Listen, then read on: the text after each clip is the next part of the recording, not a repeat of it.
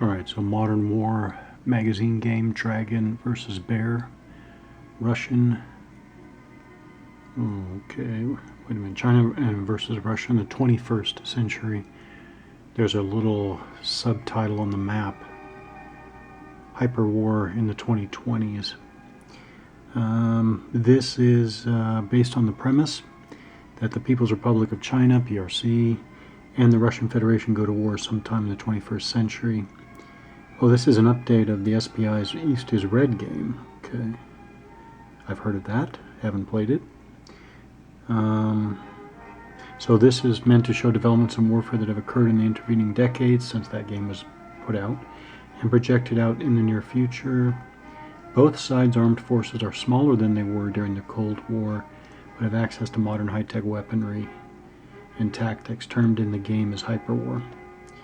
Alright, so game emphasizes land and air power. Conventional land and air power are treated in generally the same way.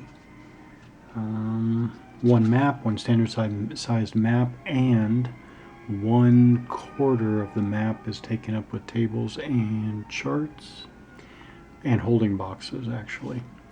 So each side, it looks like, by each side I mean Russian and Chinese, have 4 holding boxes, it looks like. Yeah. Alright, these are the pieces. Got a Chinese mechanized infantry division there. Got a Russian, let's see, a Russian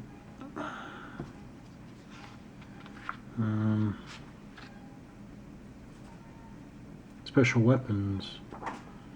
Alright, Russian Special Weapons Brigade. Basically, you got your national flag is the background to the NATO symbol, and then you have unit designation on the right center, NATO size symbol on the top, and down below you have attack, defense, and movement.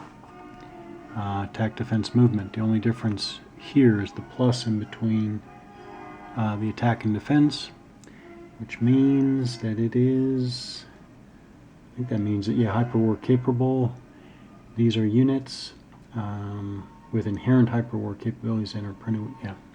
As opposed to, I think when they say that, they mean as opposed to, yeah, as opposed to a unit that will have hyperwar capabilities with the play of this chit, I believe. That's what I'm thinking.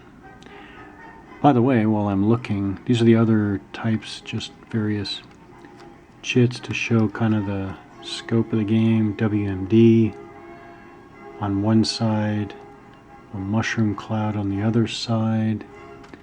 Again, we got the hyperwar chits. You got,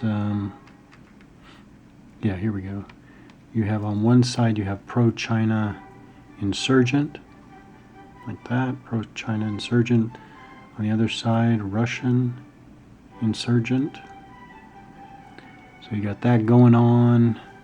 You have these crash, like network crash markers.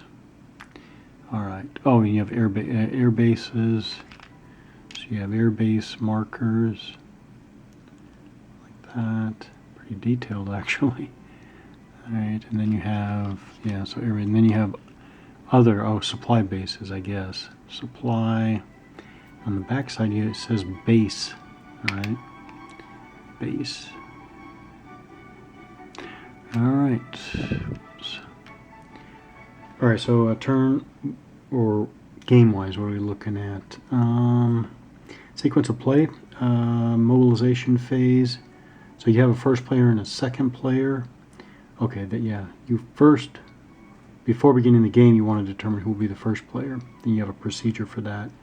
So then when you go to the same game sequence, you have mobilization phase. The first player takes reinforcements, blah, blah, blah. And then the second player takes reinforcements, etc., etc. Then you go to the first player initial impulse, made up of first player reorganization, first player movement, first player air phase, second player interception phase, where the second player conducts any Okay, interceptions. First player combat phase, and then mutual air return phase. And you got a first player follow-up impulse. So there's the second one. This is only units which are hyperwar capable. So this second follow-on impulse is like an extra exploitation phase or something like that. Then you have second player initial impulse, same reorganization, movement, air, first player interception, back to second player combat and mutual air return phase.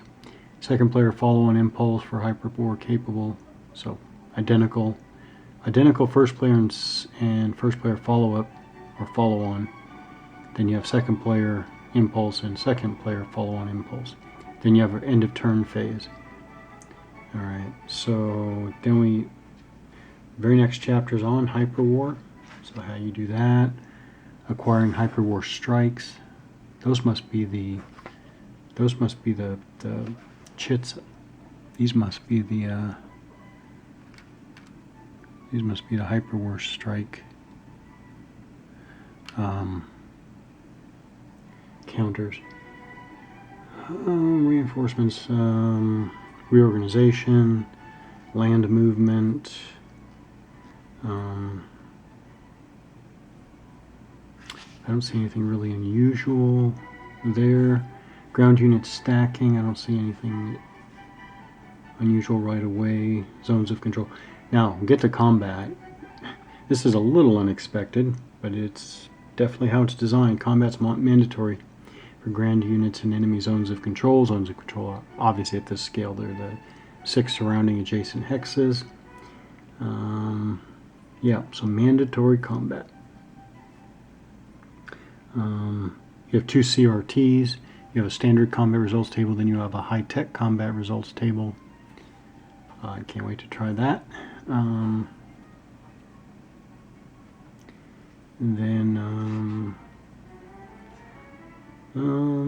Combat ratios.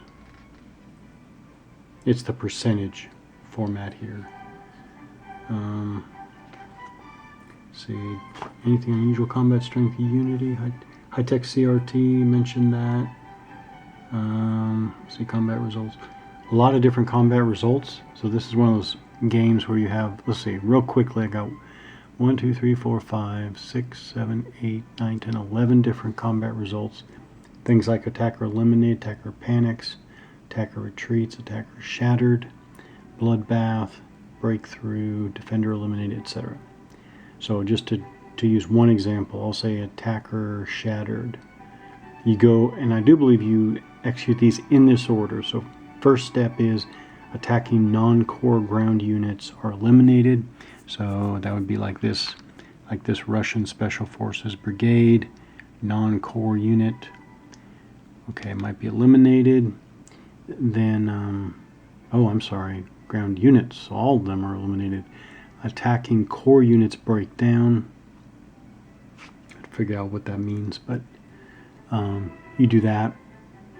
Then surviving attacking ground units conduct a 1-hex retreat and no pursuit. That's just an example. So you have these specified step-by-step resolutions as determined by these 11 different combat outcomes. Pursuit logistics. You have logistics supply, forced marches, maximum attack supply. So you do have this idea of attack supply.